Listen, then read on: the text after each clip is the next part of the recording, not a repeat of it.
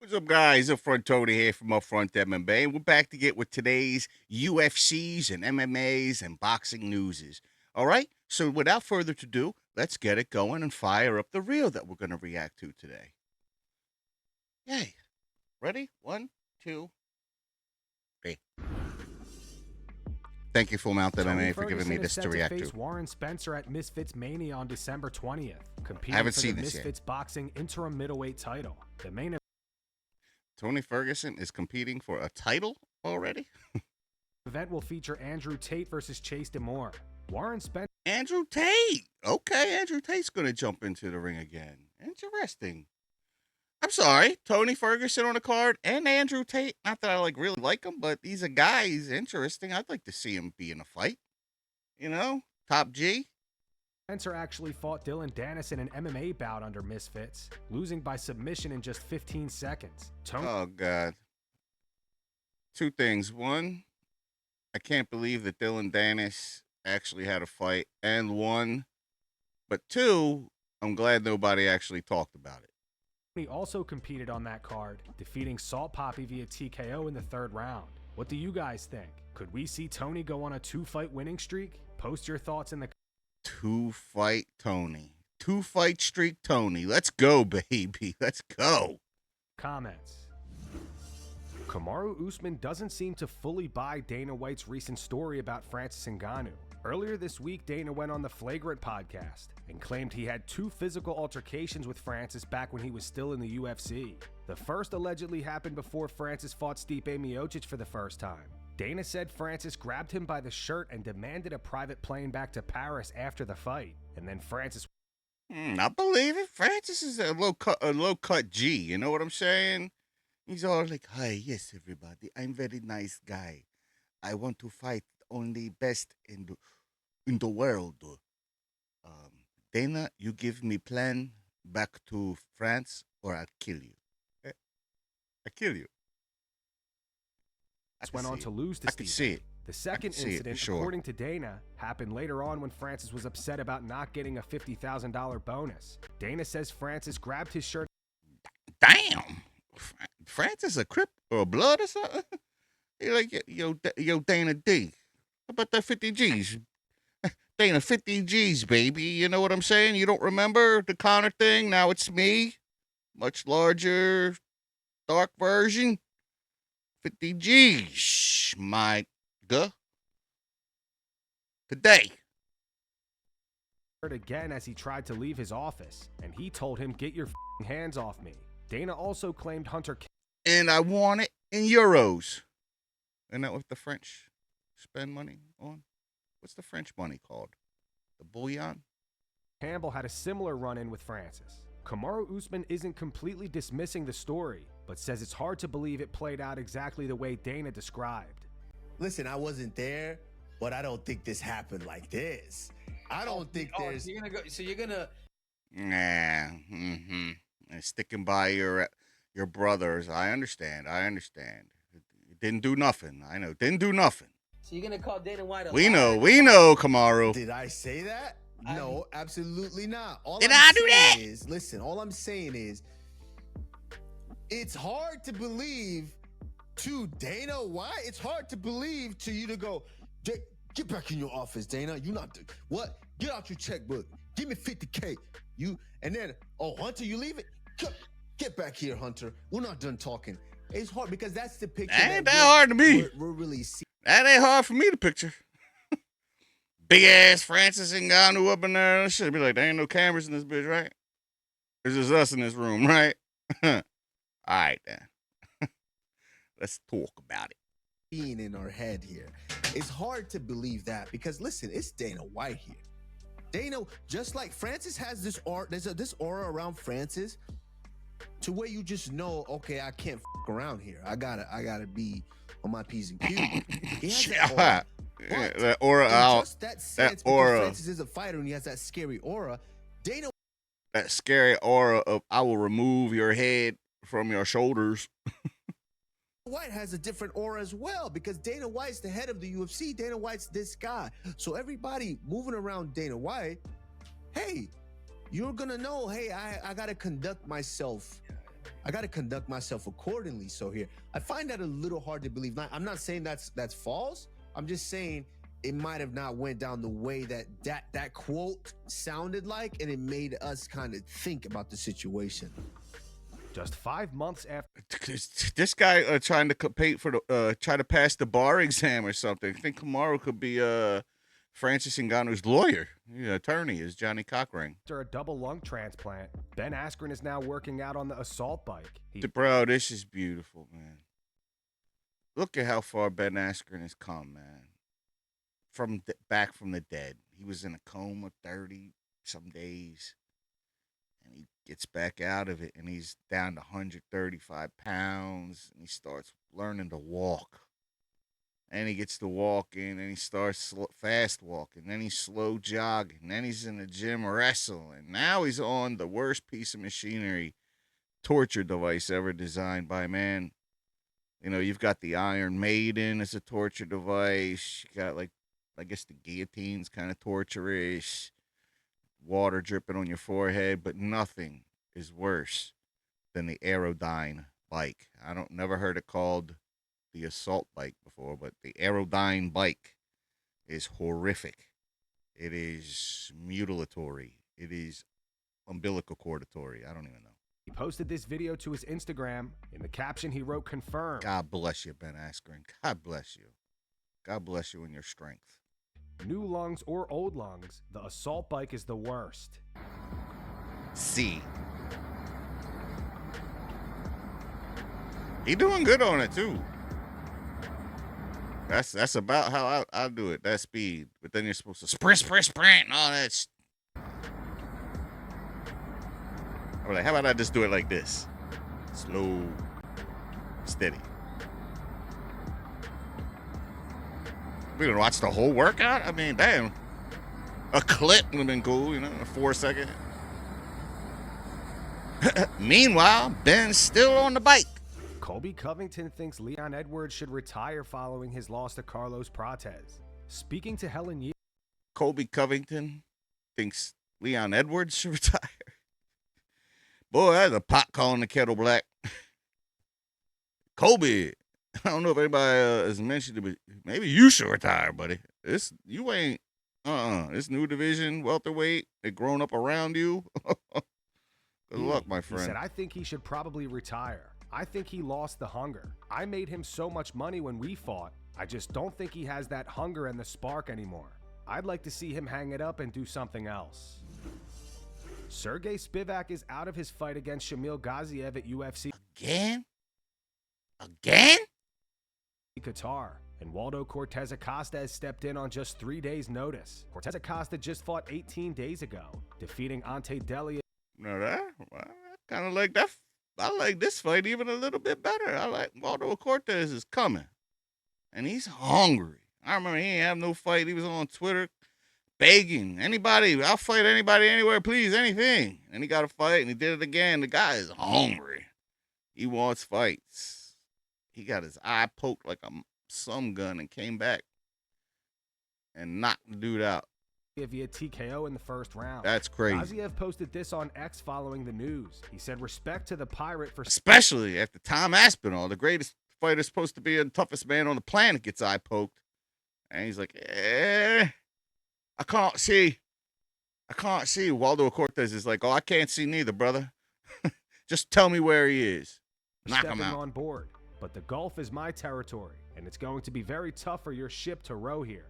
Cortez Acosta Oh, that's some shade on my man being from more from Brazil. He said you can row your boat here. Dang, saying 3 days notice. "I'm born to fight, coming for everybody." He followed up saying, "Coming, showing the world who is the real pirate." Ilia Topuria will be in attendance at UFC Qatar this weekend, as his brother Alexandre is set to face Beksat Almakhan. Arman Tsarukyan says if he finishes Dan Hooker, he wants to get Ilia in the cage for a face-off. Ilia Topuria's in the house as well. Yeah, I bet he does want to get him in there. He's trying to steal that fight away from Paddy Pimblett, who they just moved to number 5, by the way. Paddy Pimblett beat Michael Chandler and Tony Ferguson, and he's ranked number 5 starting today. He's going to be sitting cage side. Are you going to be keen to get him in the octagon and get a face-off?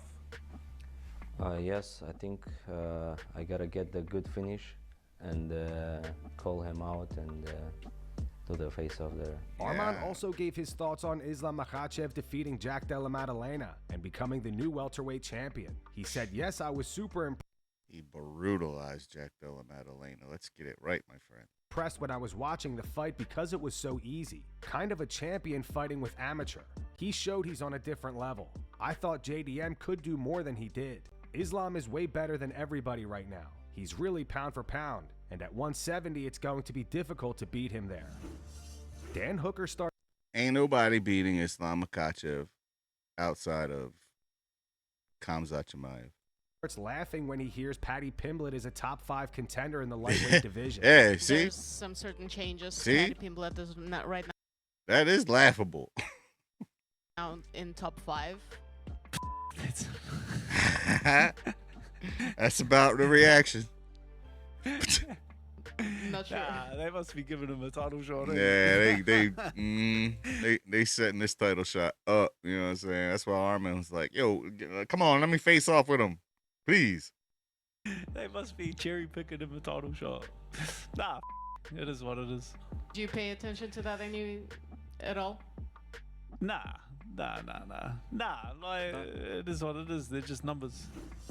Ian Gary isn't a fan of the idea of Kamaru Usman getting the next welterweight title shot. Gary is set to face Bilal Muhammad this weekend at UFC Qatar and believes that if he knocks him out, he should be next in line. He also thinks Islam Makhachev is choosing Usman because it's an easy matchup for him. I kind of like the idea of Ian Gary versus Islam. If it has between Islam and Prates, I'd rather see Ian Gary versus Islam. I know Prates is a favorite, but I don't think he's quite ready yet. And he knows it. Khabib and his team are very smart, and they are very intelligent at choosing fights and making interesting matchups. Kamaru Usman is fucking irrelevant in the welterweight division right now, and I excuse my language, but it's the fact. I don't know about irrelevant. Has been, and yes, at one point in time, he was arguably the greatest welterweight of all time. He's not close now. And I think Khabib and the team in Russia and that whole fight team, they know how to spin the wording to build a fight. But there's no interest. No fan wants to see that fight. They want to see him versus me. They want to see him versus Shavkat. They want to see Islam versus Prates and Morales. They want to see the new generation of this welterweight division. When you've got someone who's pushing 40 years of age and is nearly 10 in the world, I guess I kind of like the Gary. I hope Gary beats Bilal real good. And I kind of hope he gets the shot just because he's a brash talker. It'll almost be like the Conor Khabib we never got. Kinda. he's irrelevant to me. Like the Timu Conor Khabib. So I think that's just Islam trying to get that 17th consecutive win against an easy opponent, someone who was at one point in time somebody, but now was just trying to maintain relevance. I agree. I think it's basically like John Jones. He didn't want to fight Aspinall. He was like, let me get a Stipe. Yeah, let me get a old Stipe. Thank you. Same kind of I thing. don't want to say anything disrespectful to Islam and his team, but I think it's a cop-out. Yeah. If that makes sense. The champion should face the #1 challenge. And of which Kamaru Usman isn't close to that. Bilal Muhammad is fired up ahead of his fight with Ian Gary this weekend. He says he hates everything about Ian, plans to finish him, and earn another shot at the welterweight title. Especially with his stupid accent, his stupid voice. I just hate everything about him. Especially Stupid in a fight, accent, it makes you more stupid motivated. voice. The last person I was this motivated for was Leon, and we smashed him. So for me, it's to go out there and, like I said, put a stamp on it. Especially, like you said, from last week, Prates had a huge... If Bilal goes out again and does not wrestle from start to finish the way Islam and Khamzat did, then he is just seriously a highly unintelligent person. Nah, the guy's not highly unintelligent. I think he was like going to be a lawyer or something like that before going to fighting. Performance knockout. He lost. He is educated. Lost to Ian, though. Shavkat had a close fight with Ian. But that don't mean you ain't stupid being educated. I go out there, I finish it, and I put a stamp on it, and I show the world, remind the world who I am. It fuels me more, right? I mean, I'm from Chicago. I've had trash talk. Man, something like this. You know, I kind of understand where I'm from. You know, I'm from Chicago, and Chicago, I think are a little bit rough. But this Ian Gary guy, like, goddamn, bro, like, put one of them pieces of tape across your nose and shit. Get your some, what's that called, saline spray. It'll help you out in the interviews. My whole life, I like it. I work better with it. I'd rather fight somebody that's gonna talk than somebody that. Try Benadryl. You know what I'm saying? Benadryl also is very good antihistamine. Help you get through the conversation. That's just quiet and nice, and you're like, all right, I gotta find something to hate. Like, it's not hard to find something to hate Ian, right? Everybody hates him, so it's easier to work with that. I mean, I gotta probably, if I was able to wear running shoes, I would be able to wear running shoes to catch him, right? He runs a lot, so for me, it's just cutting him off and finding him and then not letting him off the hook. Yeah, no, it has to be with a bang. It has to be something that's gonna, like I said, I want them to be talking about me. It has to be. It ain't gonna be one of your.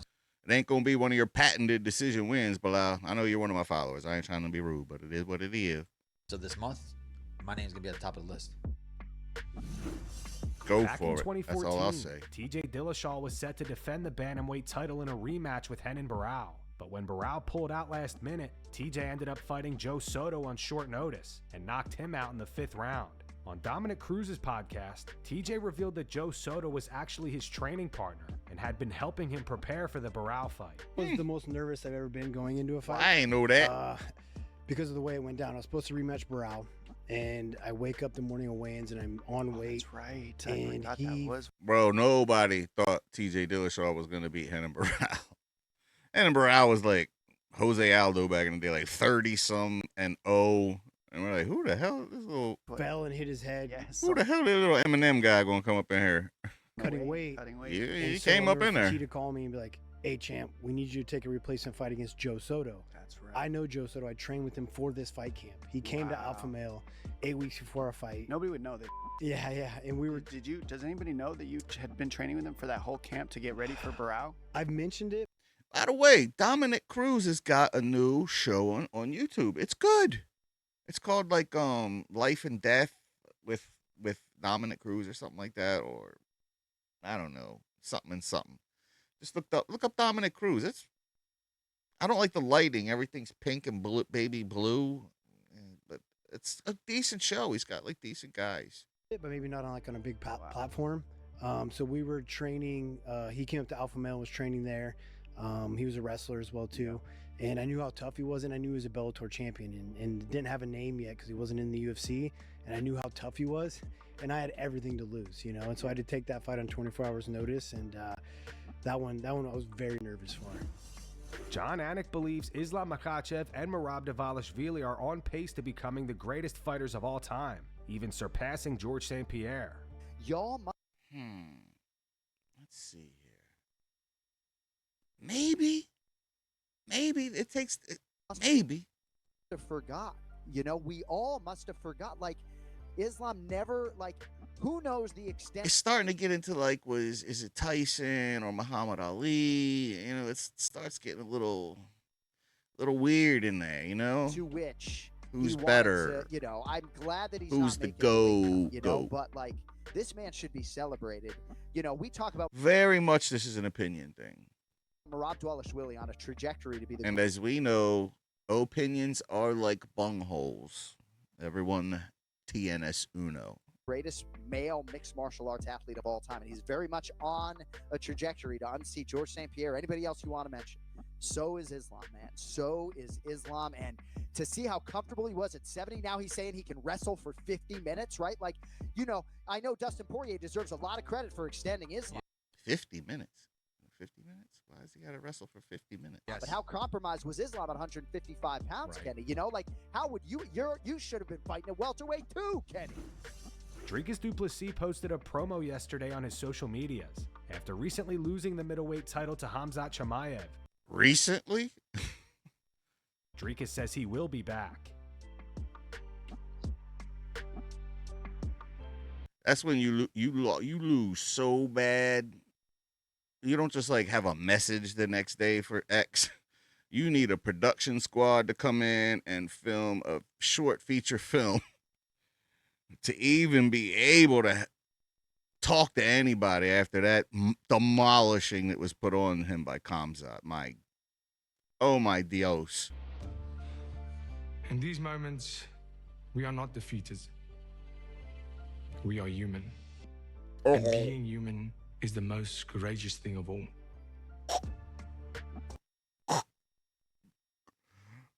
Being human ain't the most courageous thing of all. Running into fires to save people, going after bad guys with guns, war. A little more courageous than just being a human being. I am Dricus du Plessis. I am. That's it, huh? I'm human. I'm Dricus du Plessis. Born brave. There we go. There's a little cream for the crop. Born brave, and I'll be back. All right, Cap. I will be back. Okay, Captain John Smith. Ain't that Captain John Smith said that shit? Is it nerdy for me to know that? Oh no. And it's sponsored by UFC and Crypto.com. The UFC and Crypto.com teamed up to make a revenge video for Dricus.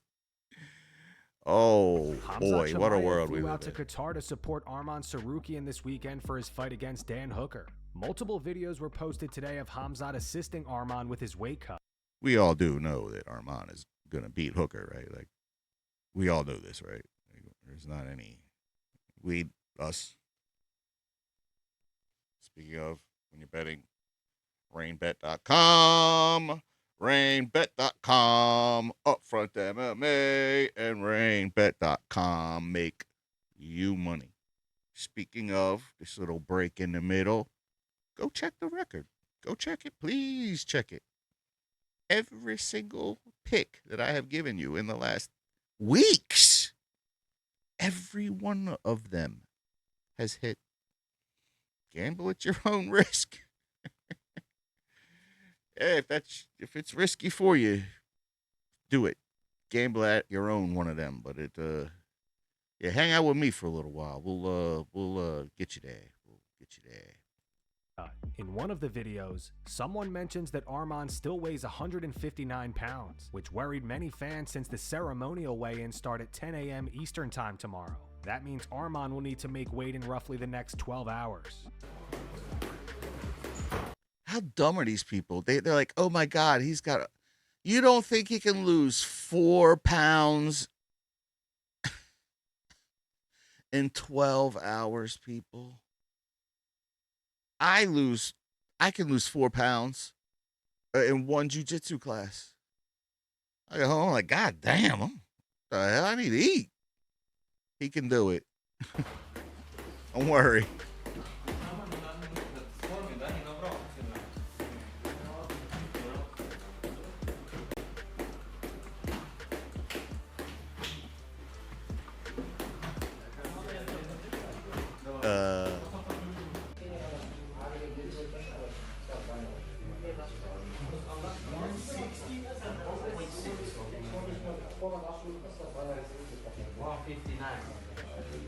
He's fine, you dummies. People really worried, really? So what do you guys think? He's already made weight. He'll make the weight. He's already made weight. He may be in for some drama tomorrow. He ain't even got to make 155. He's only got to make 156. He only got to lose 3 pounds. Broken his silence since losing the Oh, I got to see this. Islam Makhachev at UFC 3. All right. I got to see this because what on earth can this guy have to say after that? He got demolished. He was crying in front of everybody, including his kids. What could he possibly say during this right here? I'm surprised he didn't have the production team of Crypto and UFC come out and make him a documentary film. He should have. All right, let's go. Let's leave it. Go ahead, Jack. Take it away. Jack posted this to his Instagram today. In the caption, he wrote, "Thanks to those always supporting. Islam is one of the greats and deserve to win. I will learn and move forward." And that's going That's it. No Crypto.com team, nothing. 3 sentences. He just brushed that loss right under the rug. Whoop. Yeah, he was supposed to win. Going to wrap it up for the news. Thanks for watching. For daily MMA news and content, subscribe to Full Mount MMA. I agree. Full Mount MMA is where I like to go to get my daily MMA news. It's really good. Marab goes there. I've seen it before. And there's some other ones that are pretty good too, but the fella over there at Full Mount, he's going to give it to you good. He's going to give it to you real good right in the gabichel. You know what I'm saying? Right in the piscapone. All right, that being said, everybody, I appreciate you stopping by as always. May Allah bless you. May Jesus save you. May Buddha give you all the information that you've been looking for. May the Hindu God keep you from turning blue like he did. And in the Lord's name we pray. Das Vidanya.